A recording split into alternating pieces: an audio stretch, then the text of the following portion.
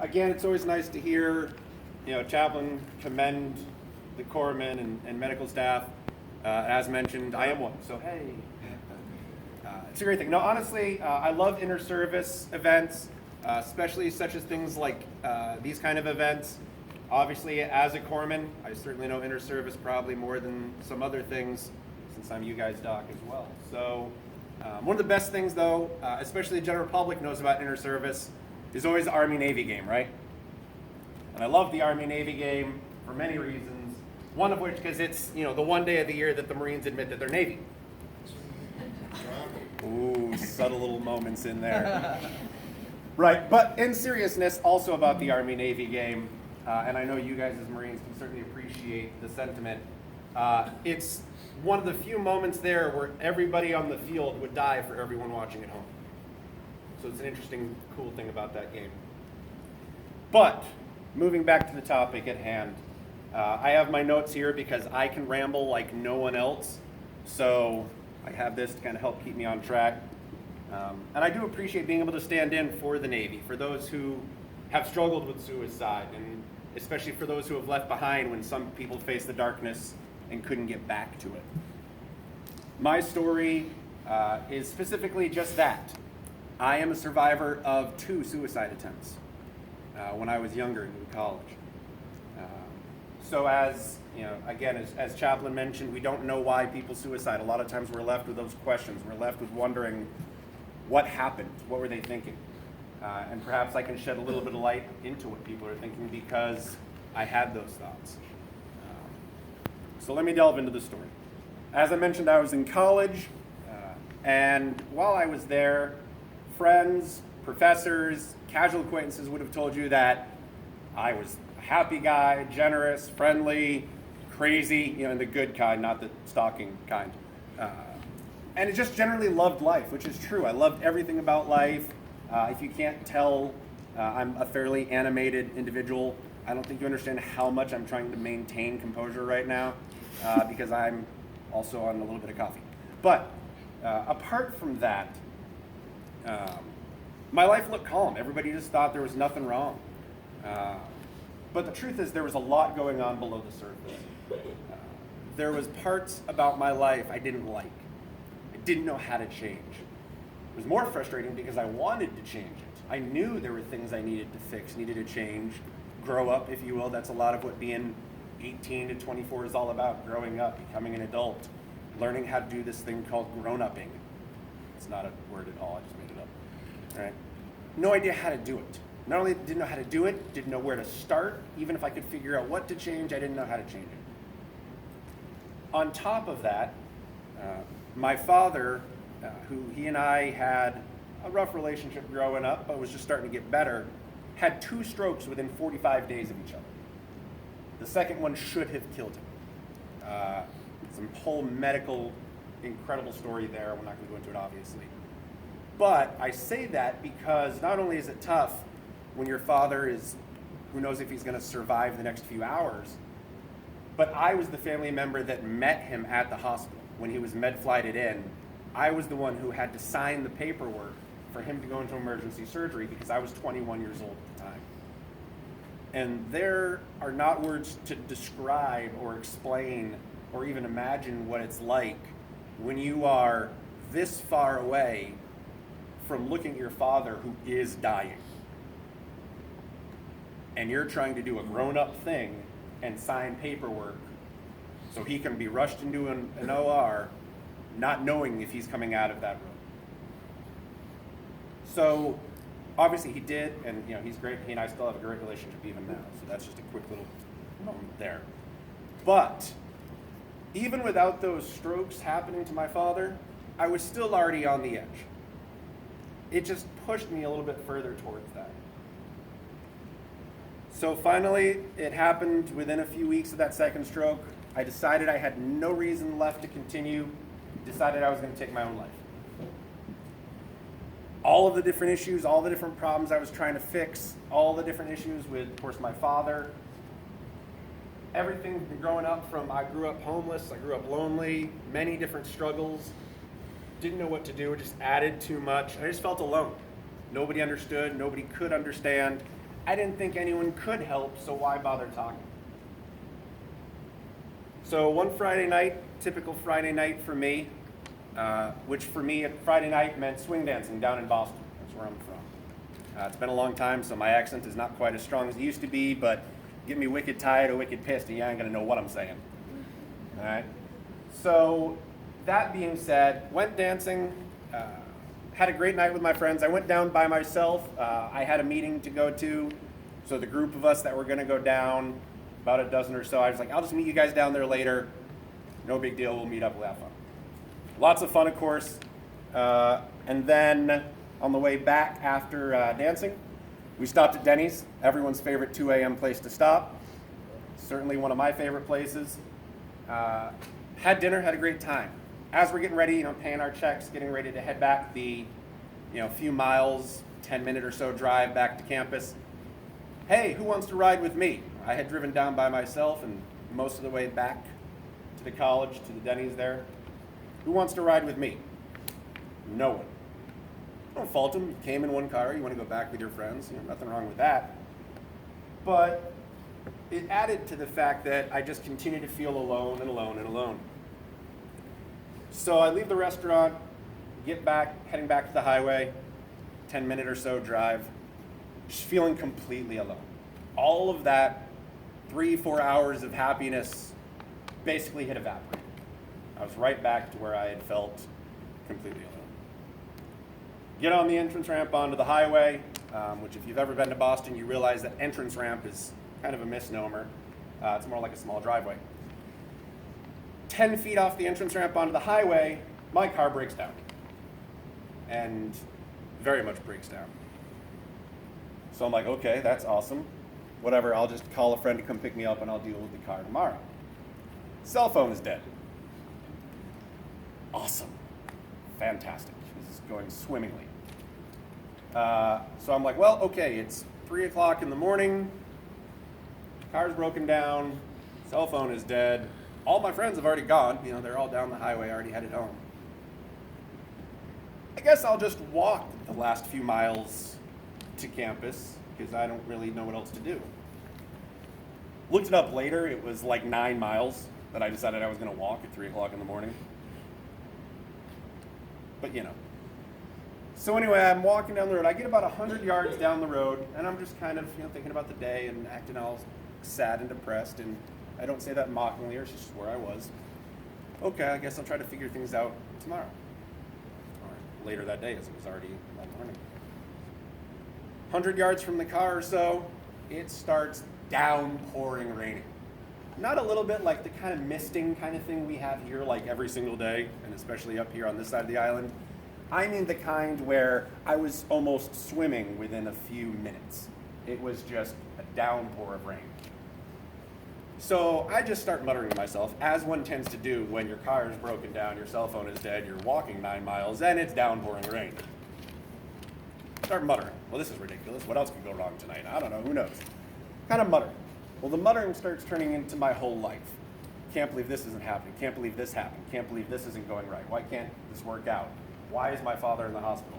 On and on and on. Muttering. I can only imagine passing cars watching this huge guy just wildly gesturing maniacally off and down the road. And it finally got to the point where I realized I can't do this anymore. I just plain can't. Decided I was done. Obviously, I don't have any weapons on me. I don't have any prescriptions on me. I don't have anything on me. I'm just walking on the highway. What do I have at my disposal? The passing vehicles. So I decide, being the intelligent individual that I am, that I'm just going to wait for an 18-wheeler to come by. I'm going to jump in front of it. I figure if it didn't kill me instantly, I would probably die from the wounds and injuries that I sustained within a couple of days. And if nothing else, the best part is it was easier on my family because it would just look like a simple accident, right? Cars slip out on the highway all the time when it rains. We certainly know that here. So no damage to my family. They don't have to know anything.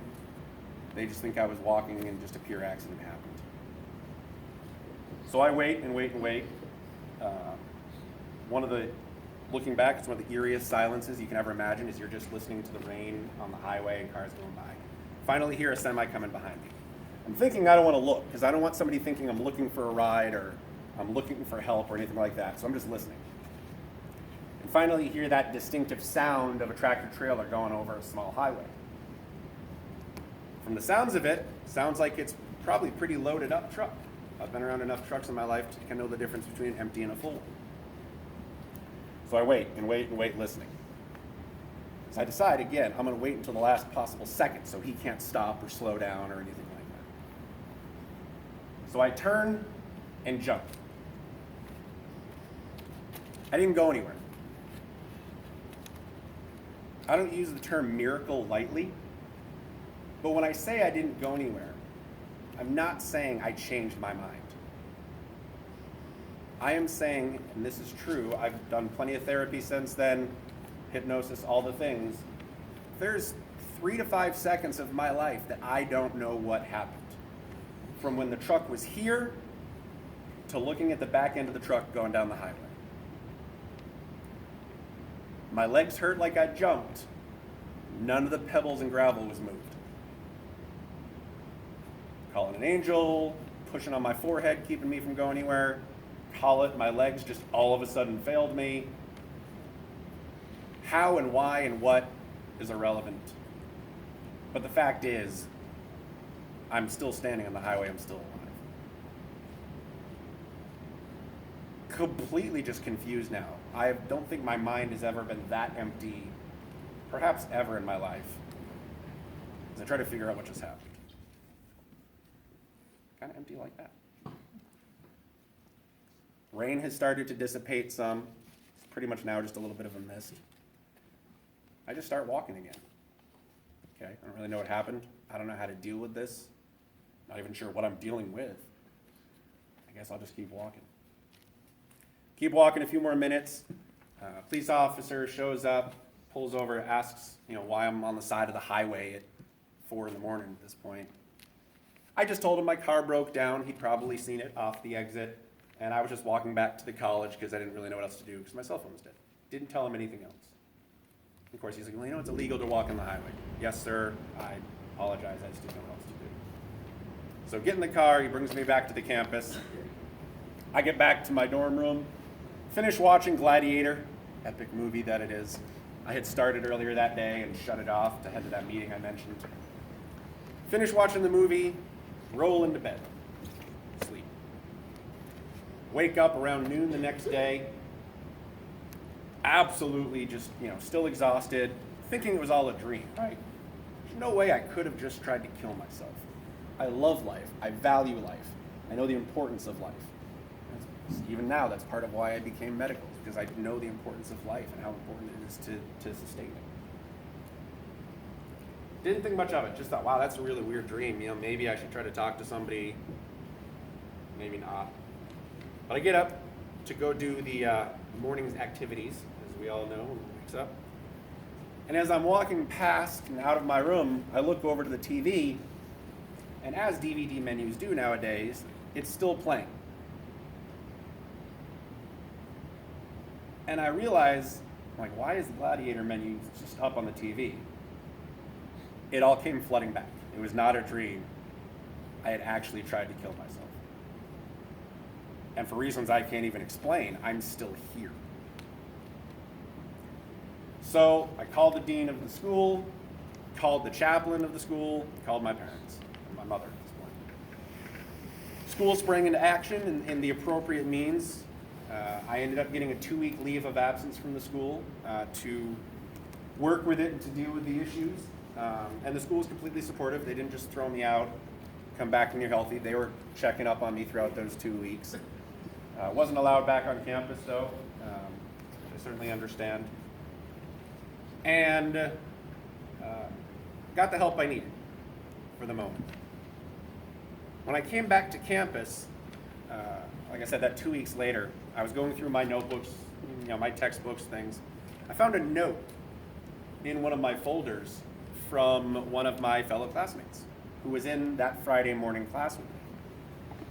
And the note simply said, Are you doing okay? You don't seem your normal happy self. In the rush of Friday and classes being out, I must have just swept it up with all my notes, didn't see it at the time. Don't know what would have happened if I had seen it. But nonetheless, when I got back to campus, and at this point everyone assumed I had just left campus to take care of my father. Small campus, most people knew about my father. Obviously, we just let them think that. There was no reason to put out word otherwise. And in some ways, it probably did do my family good to have me around as well. But I spoke to her and I let her know what just happened. And of course, she felt horrible. I should have done something more. I should have done more than a note. I should have stopped you. I should have talked to you. I stopped her right there. I said, no, you did exactly the right thing. You noticed something. You did what you thought was best in the moment. And thank you.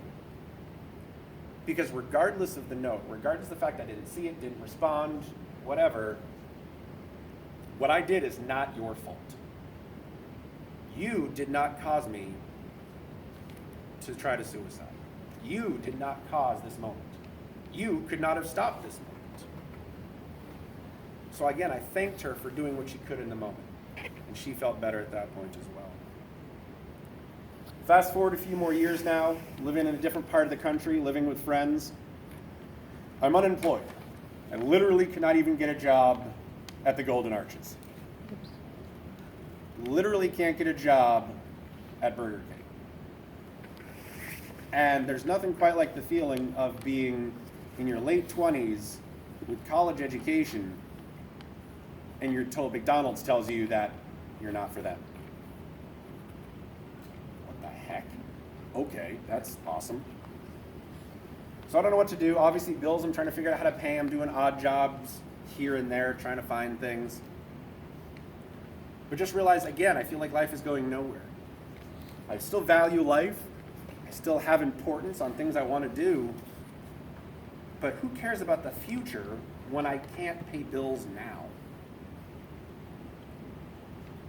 This time was different, though. Again, it's probably 2, 3 in the morning. I'm texting with 3 or 4 different people, different friends, just chatting, whatever. I must have texted something, because this time somebody took action. I was sitting out on the front porch of the house I was living in with my friends, and the police showed up. To this day, I don't know who made the phone call to the police. I have my suspicions on which of the friends it was. I don't know that. I even tried to get them to tell me. They wouldn't.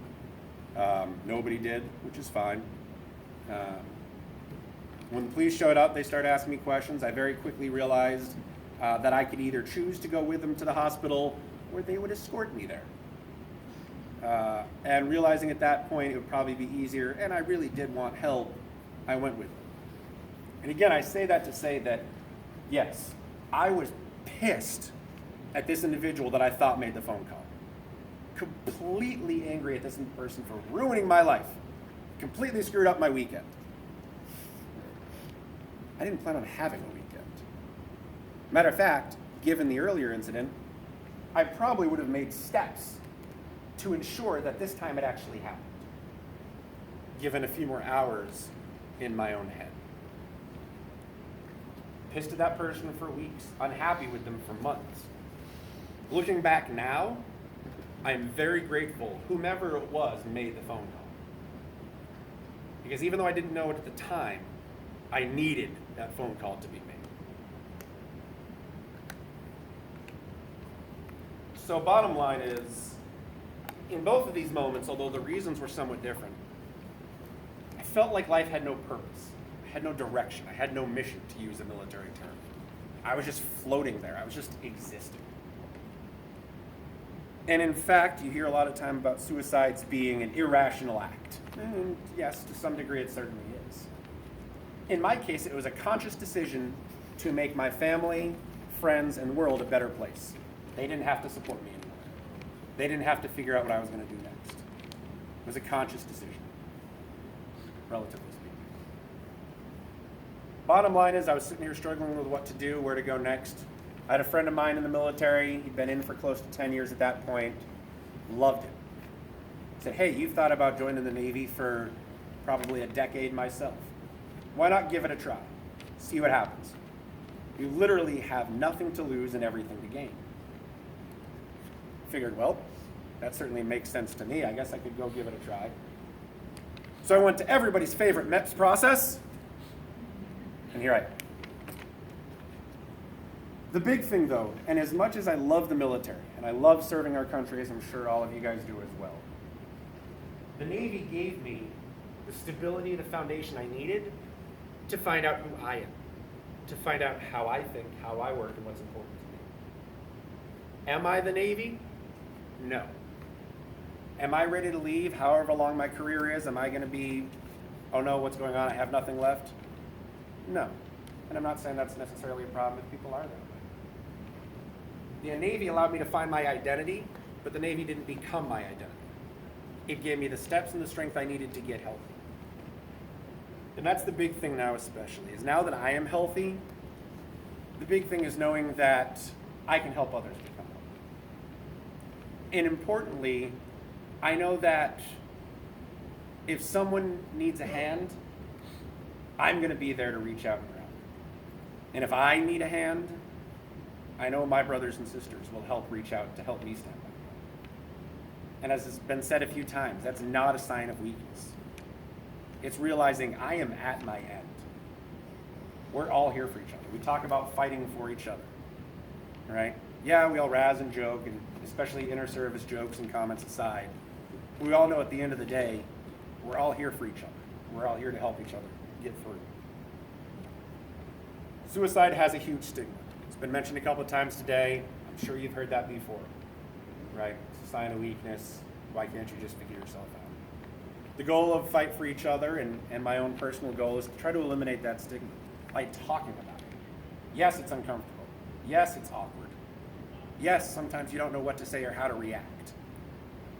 But just by sitting here and listening voluntarily, you're taking that step. You're saying, I want to stand up for my brother and my sister who's fighting next to me, to help them out. And yes, you've heard it. Sometimes it's as simple as a conversation. You don't have to be the fix. Sometimes you just have to be an ear.